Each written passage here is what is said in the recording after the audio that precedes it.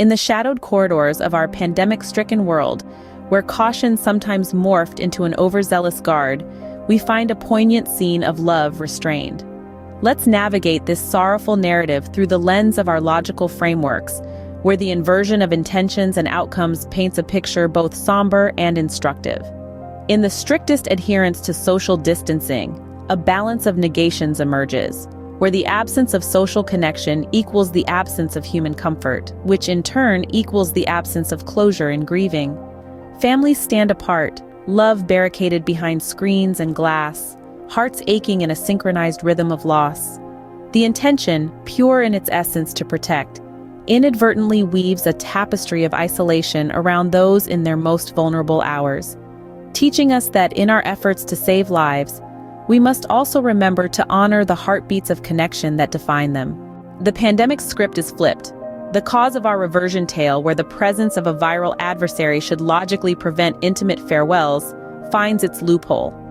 Yet in our most stringent measures to keep the virus at bay, we inadvertently allowed the virus to dictate the terms of our humanity, showcasing that in our fervent desire to protect the body, we must not forsake the soul's need for closure and compassion. Looking backward, we trace the lineage of sorrow. The absence of closure leads to the deterioration of mental well-being, which begets a landscape of increased suffering.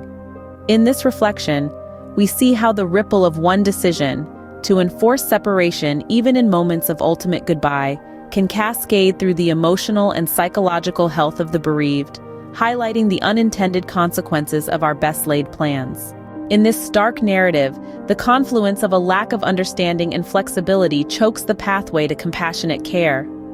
Rigid rules, while designed to protect the many, often fail to accommodate the singular, poignant moments that humanize our existence.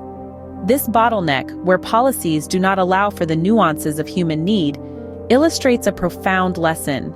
In our endeavor to combat a virus, we must guard against becoming prisoners to our preventive measures, lest we forget the very essence of what it means to care. This inversion of perspective serves not as an indictment but as a solemn reflection on the complex interplay between safeguarding physical health and nurturing the human spirit. It's a call to balance, to find ways to mitigate risk without severing the vital connections that sustain us in our darkest moments.